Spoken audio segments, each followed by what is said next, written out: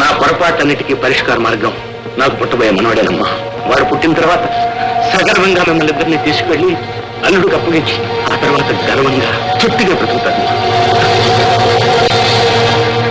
లేదు, నా పొరపాటు పరిష్కారం లేదు, పరిష్కారం లేదు. మరేం పర్వాలేదు సోమయ్య గారు, మనసులో ఏ దిగులు పెట్టుకోకుండా కొంతకాలం విశ్రాంతి తీసుకోండి. నేను వెళ్ళి మందులు పంపిస్తాను. మంచిదండి. ఏమని డాక్టర్ గారు, పిలవకుండానే వచ్చి ఫీజు తీసుకోకుండానే మందులు పంపిస్తామంటున్నారు? ఎలక్షన్ లో ఏమన్నా నిలబడ్డారంటే పెదాసేవ చేయడానికి? అబ్బాయి అదేం లేదండి, చంద్రం ఫీజు ఇచ్చి పంపించాడు. చంద్రం పంపించాడా? అయితే ఆ మందులు అసలే అక్కర్లేదు. ఏ కషాయమో కాకరకాయ పసులో పోసి ఈ మనం మేము నేర్చుకుంటాం. మీరు వెళ్ళండి వెళ్ళండి వెళ్ళండి.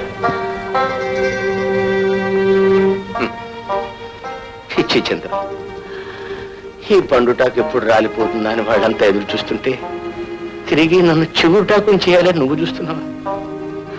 వద్దు బాబు, వద్దు, నన్ను ఎలాగే రాలిపోయి. అమ్మా రావయ్యా రా. ఏమిటి పుల్లొట్లో తగ్గ పెట్టాడు అలా గడిచిపోతాను ఏంటి? అడుగు. అడగండి. ఏమిటిది మల్లయ్య? ఏం లేదు, దీపముండగానే ఇల్లు చక్క పెట్టుకుందామని. అంటే మీ ఆరోగ్యం కూడా అంతంత మాత్రంగా నూరేళ్లు జీవించవలసిందే. ఎందుకైనా మంచిది ఈ ఇల్లు తన పేర రాయించుకుందాం. రాయను, నా బొందులో ప్రాణం ఉండగా ఇల్లు కూడా ఇప్పుడే వాడి పేరు రాసి వీధిలో గడిపించుకోలేదు. మీరు అటువంటిది ఏం పెట్టుకోకండి. నాకు తెలియక అడుగుతాను, కొడుకుల్ని కనడం దేనికి? తండ్రుల్ని తగలేయడానికయ్యా. తండ్రినే తగలబెట్టవలసిన కొడుకు తండ్రి సంపాదించిన ఆస్తి తగలబెట్టే తప్పేమిటి? ఓ సంతకం పెట్టి పారాయిక.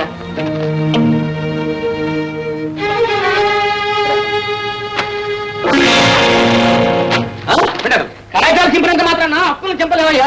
ఈ ఇల్లు ఎలా చెందదో నేను చూస్తాను.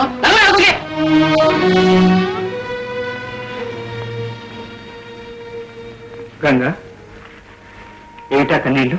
అబ్బే ఏం లేదండి, కంట్లో నలుగు పడితేను. తీసుకుంటున్నావు, దాని కారణంగా వచ్చిన కన్నీటిని కూడా తుడుచుకుంటున్నావు.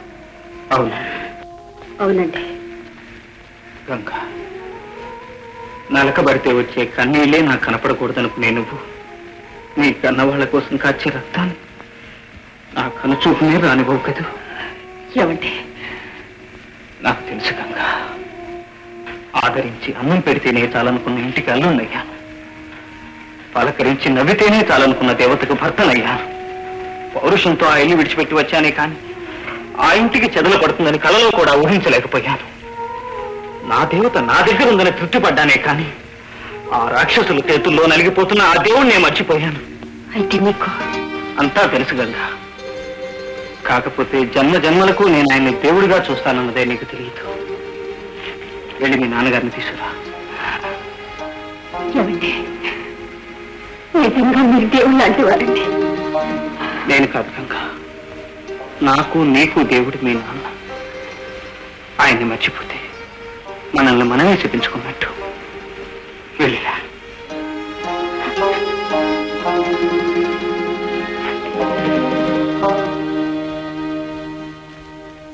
నాన్న. ఎవరు? గంగా, నాన్న వచ్చావమ్మా, వచ్చావా? ఈ రాక్షసుల మధ్య నేనేమైపోతానని చూడటానికి వచ్చావమ్మా?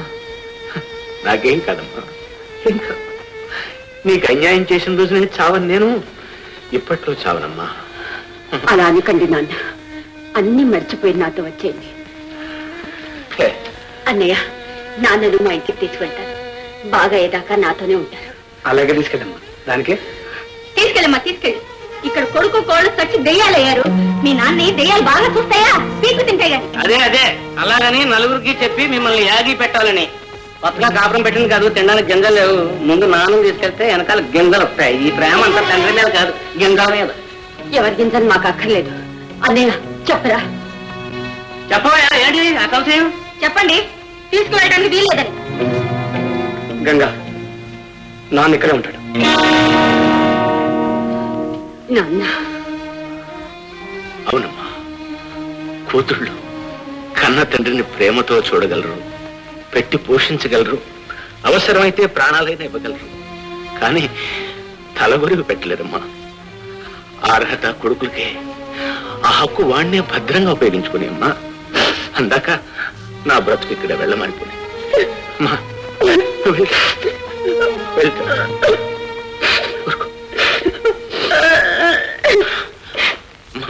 సామయ్య పొలంలో పంట, దేవుడు మాన్యం పంట రెండూ కలిపినా మా అల్లుడు చేసిన అప్పులకి చాలదండి. బాకీదారులు ఎగదోళ్ళని రాసి మీదకి తోలేం. తర్వాత రాని 4 గింజలు వాళ్ళు కట్టుకుపోతారు. మరి పోతారికి మామూలు గింజలు కొలవంతే దేవుణ్ణి కడుగుతాడా? కడగడు. మేళాలు మోగుతాయా? మోగవు.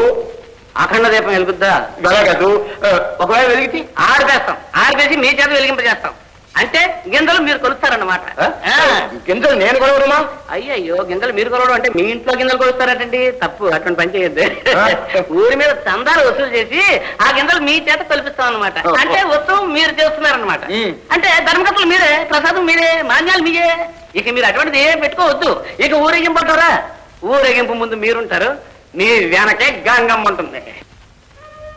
ఎరా, ఈ ఏడు పంట బాగా పడిందన్నారుగా, ఒడ్లు కనపడవే? చాలా తప్పిపోయిందరా. సరే సర్లే, రేయ్ నింపిన బస్తాలు బండి కదండి. మీకెందుకంత శ్రమ? మా బండ్ల మీదనే తీసుకెళ్తాం. ఓహో, శాషయ్య గారా? చక్రవడ్డీ శాషయ్యనే. శాషయ్యతో పాటు మేము అందుకే వచ్చాం. అవును, ఎవరికి ఎంత ఇవ్వాలో మార్కెట్ ధర చొప్పులు లెక్క కట్టి మా బాకీలు మాకు ఇచ్చానైనా. బాకీలు కళ్ళలో తీరుస్తాయా? కళ్ళంలో కాక క్లబ్ లో తీరుస్తారా భద్రం గారు? ప్యాకెట్ లో డబ్బు వస్తే అలాగే తీర్చామండి. ఇదే మా నాన్నగారు అయితే అడిగేవారా? మీ నాన్నగారా? ఆయన ఇలా అప్పులు చేసేవాడా? ఈ విధంగా అడిగించుకునేవాడా? అయినా ఆ పుణ్యాత్ముడికి నీకు పోలికేవిడి భద్రం? సర్లేవయ్యా, నీలాంటి దూతకోరుని నమ్మి కళ్ళలో ధాన్యం కళ్ళలోనే విడిచిపెడితే ఇంక మా అప్పులు తీరినట్టే. చూస్తాడే శాషయ్యన్నా. ఇదిగో భద్రం గారు, మాకు రావలసినంత వరకు మేము తీసుకెళ్తాం, మిగిలింది మీరే తీసుకెళ్ళండి. అయినా మాకెందుకయ్యా మీ సొత్తు? సరే, మీ బాకీలు పోండి, మిగిలేదు ఏమిటి? ఓకే, కొలుచుకోండి. బాబు గారు,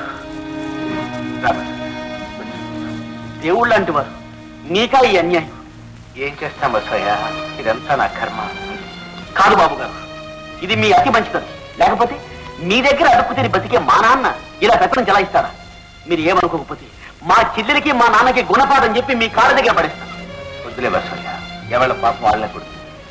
కక్ష తీర్చుకునే స్వభావమే నాకుంటే నా కథ ఇలా ఉండేది కాదు. ఇది కక్ష తీర్చుకోవడం కాదు బాబు గారు, పశువులుగా మారిన మనుషుల్ని తిరిగి మనుషుల్ని చేయడమే నా ప్రయత్నం. దయచేసి మీరు అనుమతి ఇవ్వండి. సరే, నీ ఇష్టం. అలాగైనా అందరూ బాగుపడి కళకళలాడుతూ నా కళ్ళ ముందుంటే అంతకంటే నాకు కావాల్సిందే ఉంటుంది. కానీ సార్ బాబు గారు, ఇక్కడ అంచేస్తాను.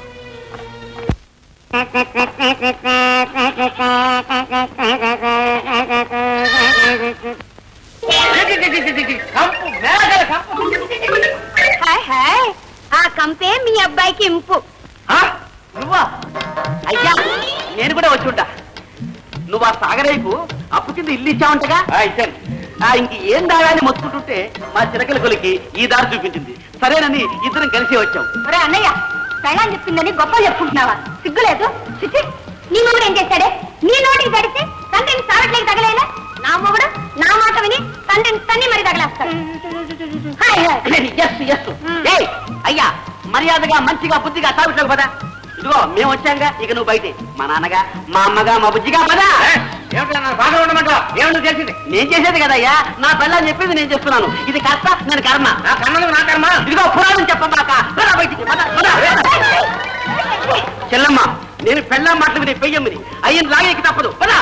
ఇది నా ఇల్లు, నా నాన్న మధ్యన మీరెవరు పొమ్మంటారు? ఓహో చెల్లమ్మ, నేను అయ్య కొడుకుని, ఇది అయ్య కోడలు. అయ్య ఎక్కడుంటే అక్కడే. ఈ ఇంట్లో మాకు కూడా బాగా ఉంది. ఇదంతా నువ్వు చేసిన పని. నువ్వు చేసిన దానికంటే మేమేం చేసామే? మా మామను మేము కొడతాం, తిడతాం, సావిట్లో పారేస్తాం. మధ్యలో నువ్వెవరు చూస్తున్నావే?